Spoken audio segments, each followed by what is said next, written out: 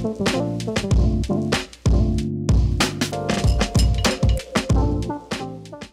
what's going on? Welcome to Morning Manna. This week we're talking about biblical hope. Yesterday we talked about expectation, and we introduced this Hebrew word kavah, which means the feeling of expectation as you wait for something to happen.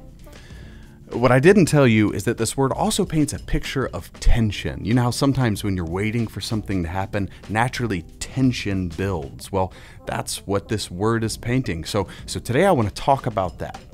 Hope is about tension. In fact, the Hebrew word kavah comes from the root word kav, which means a cord, or in this case, it's a rubber band.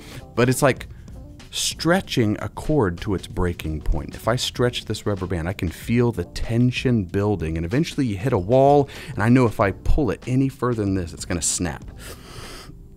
I'm not going to do it, but maybe even as you're watching this video right now, maybe there's a sense of tension that's building up in you knowing this is about to snap. That is kavah. And believe it or not, that's a key element of hope. So what does tension have to do with hope? Well, have you ever experienced tension as you're waiting for something that you've hoped for?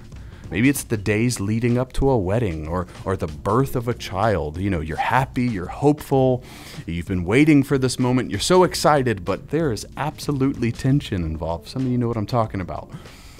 Or maybe it's something a little less inviting.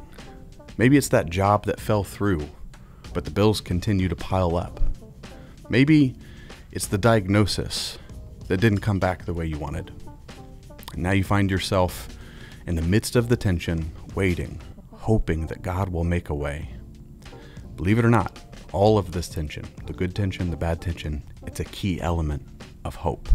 Here's what Psalm 27, verse 14 says. It says, wait for the Lord. That word wait, that's kavah, sense of tension. Wait for the Lord, be strong, and let your heart take courage. Wait for the Lord. What's powerful about this is that David writes this in the midst of facing adversity and trouble. He's got enemies of war. They've risen up against him, and he needs the Lord to move on his behalf. You could say that there is tension mounting as he waits and hopes for the Lord, but this entire chapter, he shows confidence in the Lord even as the tension grows. David embraces the tension, and it fuels his hope.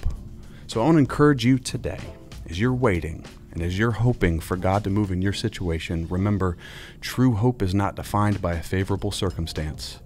As hard as it may be, embrace the tension. Be strong. Let your heart take courage in the Lord, because He is your only source of truth.